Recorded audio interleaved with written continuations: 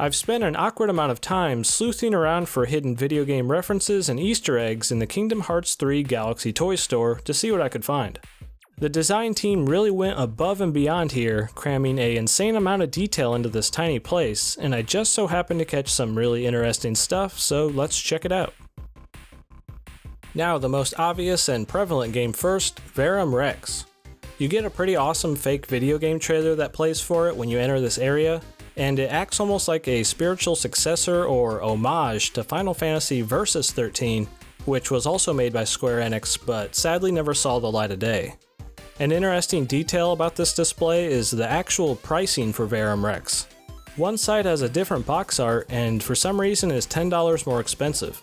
You might guess that one is a special edition of the game or something, but after comparing the two, there is zero indication on the front or back of the box as to why one version is more expensive than the other. Upon further investigation of the back of the box, you can actually make out some of the story elements that would make up the lore of Verum Rex. It reads, "That's the story of the King of Truth. Reclaim your heart. After a long fight, weapons have brought great benefits for humanity, but the karma that sleeps in humans will accelerate further. In the light of the warhead in the night sky, they choose to fight while feeling the pain of their hearts." That one got a little heavy, so let's take a look at the accessory shelf where we can check out a pretty standard gamer headset called the GP20 Pro. Upon further inspection, the company's name is actually Lucio, a pretty obvious reference to the headset jamming Overwatch hero of the same name.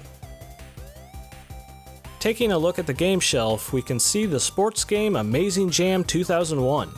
Now, 2001 might seem like a very arbitrary year, but since sports games always feature the year in advance instead of the year they came out, this is possibly representing the year 2000, the same year that the first Kingdom Hearts game began production. We have here Tick Tick Party by Pohnpei, some kind of strange sewing game with stitched together creatures. It's somewhat reminiscent of the new trend of craft-based characters like Kirby's Epic Yarn, Yoshi's Woolly World, or even Little Big Planet. Keep these weird little creatures logged in your brain because we will come back to one later. Here we have Blood Fight, a pretty straightforward looking fighting game. If you notice the age restriction here for a game being called Blood Fight, it's only rated age 15+, and just like our strange real world, tons of blood and gore is a-okay as long as it has nothing sexually suggestive. Also, we can see the game's developer, which seems to be something called Boy Hex. I'm not sure exactly what that's referencing, but it feels like something from Kingdom Hearts for sure. Over on this shelf we have Herd of Zombies. Pretty straightforward one here, but we can notice that it's also made by Boy Hex, who seems to publish the more mature titles in this world. This one hits the big 18+ rating, so this obviously has some half-naked zombies, right? Now, the system you'll actually be using to play these games, the Play Plus, which comes in a standard package or the DX pack. Upon further investigation of the side of the box, you will notice this actually comes with a memory card, which is not listed anywhere on the front of the box, value. That flat device that comes with the system is called the Play Plus Pad and looks to function as some kind of strange amiibo-like station. And look, there's the main character from Tick Tick Party. Is Play Plus actually the Nintendo in this world? We can get a pretty good look at the details of the whole system here. The controller, interestingly, uses slashed lines to indicate buttons 1, 2, 3, and 4, which isn't a terrible way to do it, honestly.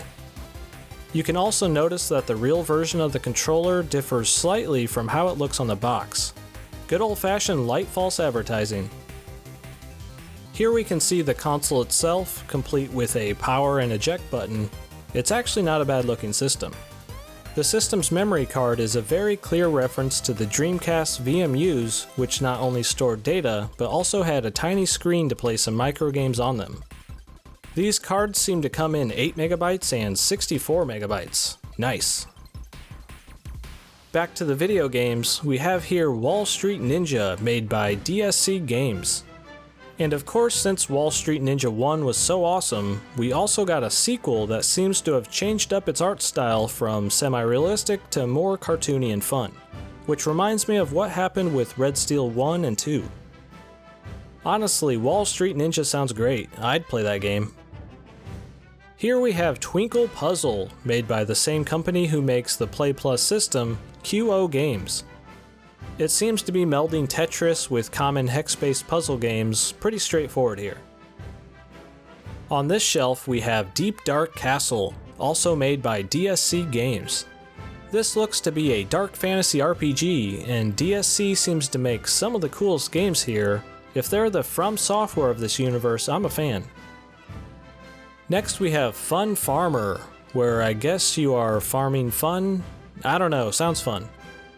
Now let's go peruse the magazine section and see what we can find. We see here a nice issue dedicated to Herd of Zombies, and we can also see a tease for something called Super Fantasista 3.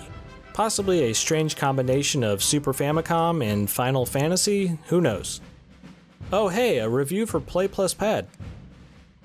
Here we see an issue dedicated to Deep Dark Castle. Must be an older issue because it says preview even though this game is out. Also we have a featurette, Play Plus Everything You Need to Know, which sounds like one of those mindless articles that just read the back of the box and turn it into a feature.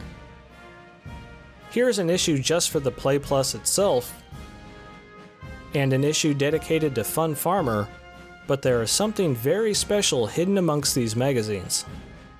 This is the only place in the entire store that I could find this unique official strategy guide for Verum Rex.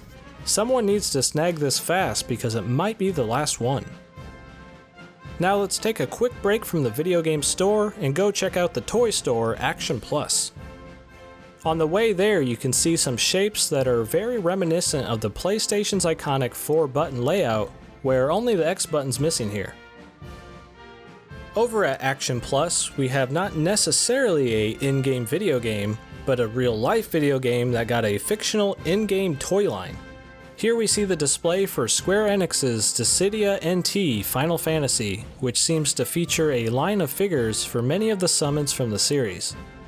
Now before we head back to the video game store, this reference is straight up in your face when you get to it, but still we can take a quick look at this giant cactar, also from Final Fantasy.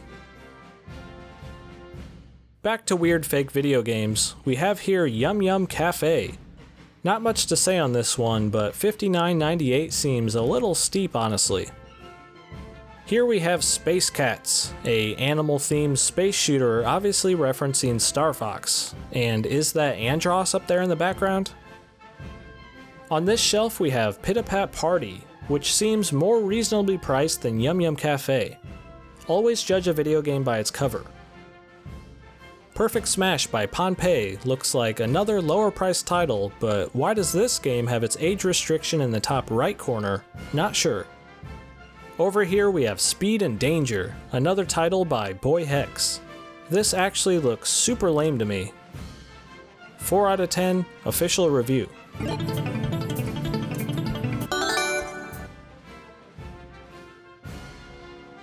And our final game here, obviously the best for last, The Cute Chef Delicious Theater, made by Kinder Kids. Now are you wondering what video games in this universe actually look like running on the Play Plus system? Well, you're in luck. We can actually dive into Verum Rex and try it out.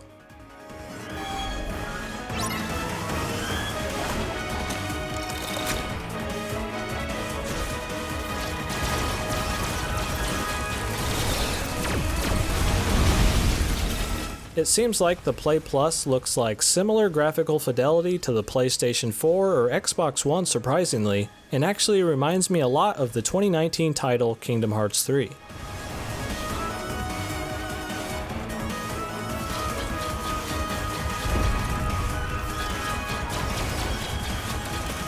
And that about wraps it up on me slowly losing my mind in the Galaxy Toy Store. If for some odd reason you enjoy this style of content, consider subscribing and checking out my Patreon that has a variety of benefits for yourself and also helps to keep this channel operational. This has been Deadite, and thanks for watching Boomstick Gaming.